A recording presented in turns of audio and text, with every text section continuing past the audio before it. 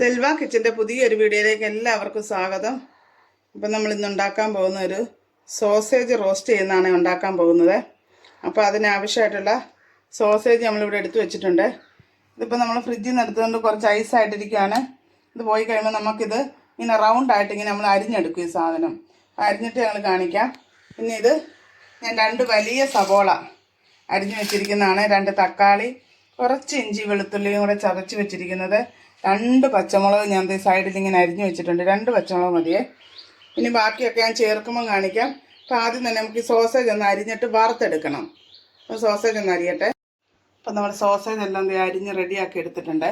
ഇനി ഇത് നമുക്കൊന്ന് വറുത്തെടുക്കാം. അതെ, വറുത്തെടുക്കാനുള്ള ചട്ടി അടുപ്പത്ത് വെച്ചിട്ടുണ്ട്. ഇത് ചൂടായി വരുമ്പോൾ നമ്മൾ വെളിച്ചെണ്ണ ഒഴിച്ചു കൊടുക്കല്ലേ, സൺഫ്ലവർ ഓയിൽ ഒഴിച്ചു കൊടുക്കണം. നമ്മുടെ എണ്ണയൊക്കെ ചൂടായിട്ട് വന്നിട്ടുണ്ട്. ഇനി നമുക്ക് സോസേജ് ഇട്ട് ഇത് വറുത്തെടുക്കാം. ഒരു ട്രിപ്പായിട്ട് തന്നെ മൊത്തം ഒന്നിട്ട് അങ്ങോട്ടാണ്.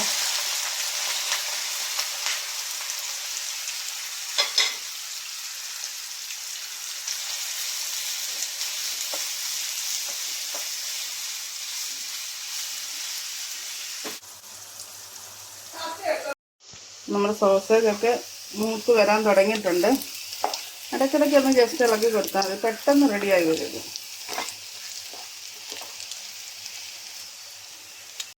അപ്പം നമ്മുടെ സോസേജൊക്കെ കറക്റ്റ് മൂപ്പായിട്ട് വന്നിട്ടുണ്ട്. കണ്ടോ, ഈ ഒരു പരുവത്തിലാണ് നമ്മൾ കോരി എടുക്കുന്നത്. അപ്പം ഇതെല്ലാം ഒന്ന് എണ്ണയിൽ നിന്ന് കോരി എടുത്തിട്ട് ഈ എണ്ണയിൽ തന്നെയാണ് നമ്മൾ സബോളയൊക്കെ വഴറ്റുന്നത്. നമുക്കതെല്ലാം ഒന്ന് പ്ലേറ്റിലേക്ക് മാറ്റാം. അപ്പം നമ്മൾ സോസേജ് കോരി എടുത്തത് ബാക്കി ഇത്ര എണ്ണയുണ്ട്, അതിലേക്ക് തന്നെയാണ് നമ്മൾ ഈ സബോളയും പച്ചമുളകും കൂടെ ആദ്യം ഇട്ട് കൊടുക്കാം. സബോളയൊന്ന് നല്ലപോലെ വഴന്ന് വരട്ടെ. ഈ സോസേജിന് ഓൾറെഡി ഉപ്പുള്ളതാണ്. അപ്പോൾ അതുകൊണ്ട് നമ്മൾ മസാലയ്ക്ക് ഉപ്പിടുമ്പോൾ അതിനനുസരിച്ചിട്ട് വെച്ചാൽ മതി. ഒത്തിരി ഉപ്പിടണ്ട. ഞാൻ ഇപ്പോൾ ഉപ്പിട്ട് കൊടുക്കുന്നില്ല, ഞാൻ കുറച്ച് കഴിഞ്ഞ് ഉപ്പ് ചേർക്കത്തുള്ളൂ.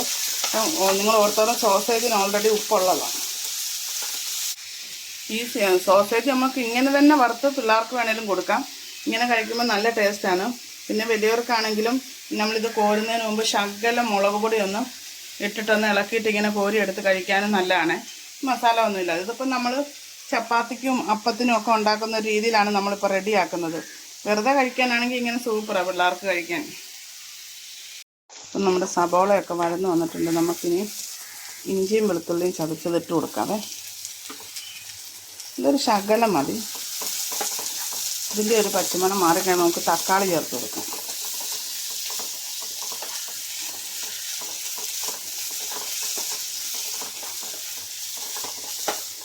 നമുക്ക് നമ്മുടെ തക്കാളിയും കൂടെ ചേർത്ത് കൊടുക്കാം.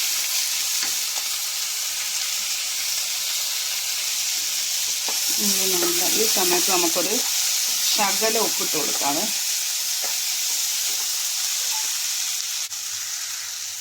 കുറച്ച് ഉപ്പിട്ടാണ്.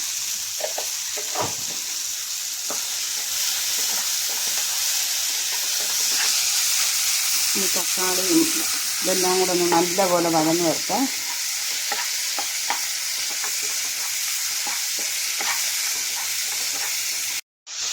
അപ്പം നമ്മുടെ തക്കാളി സവോളയും എല്ലാം നല്ലപോലെ വഴന്ന് വന്നിട്ടുണ്ട്.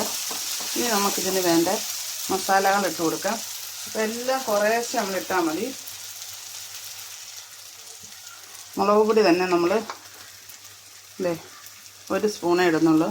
എരിവ് കൂടിയാൽ കൊള്ളുമല്ലോ ഇത്. ഇനി നമുക്കടുത്ത മഞ്ഞൾപ്പൊടി ഇട്ട് കൊടുക്കാം. മഞ്ഞൾപ്പൊടി ഒരു 1/4 ടീസ്പൂൺ മതി. ഇനി നമുക്ക് പെരുംജീരകം പൊടിച്ചത് കുറച്ചിട്ട് കൊടുക്കാം. എല്ലാം ഞാൻ കുറച്ച് ചേർക്കുന്നുള്ളൂ, ഓവർ മസാല വേണ്ട. കുരുമുളക് പൊടിയും ഒരു 1/4 ടീസ്പൂൺ, ഗരം മസാല പൊടിച്ചതും ഒരു 1/4 ടീസ്പൂൺ.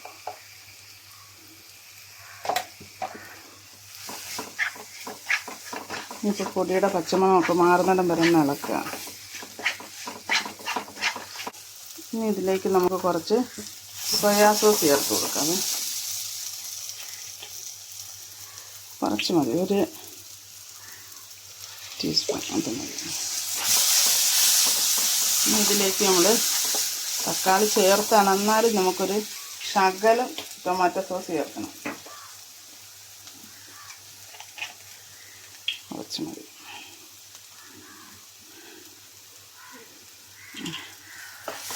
ഇതൊന്ന് ചൂടായി കഴിയുമ്പോഴത്തേക്ക് നമ്മളിതിലേക്ക് കുറച്ച് വെള്ളം ഒഴിച്ചൊന്ന് നല്ലപോലെ മസാല എല്ലാം കൂടെ നല്ല റെഡിയാക്കി എടുക്കണം.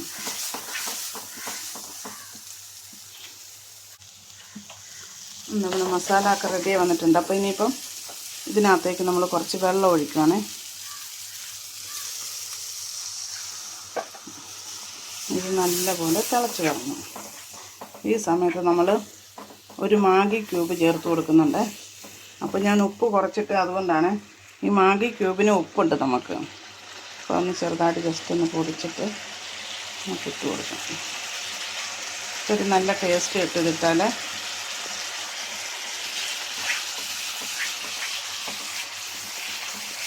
ഇതൊന്ന് ഈ മസാല നല്ലപോലെ തിളച്ചിട്ട് ഒന്ന് ചെറുതായിട്ടൊന്ന് എണ്ണ തെളിഞ്ഞ് വരട്ടെ.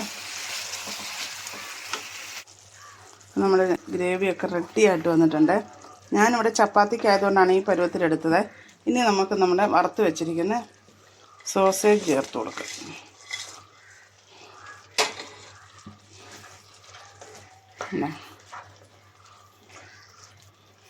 നല്ല അടിപൊളിയൊരു ഗ്രേവിയായിട്ടാണ് നമ്മുടെ സോസേജ് റെഡി ആയിരിക്കുന്നത്.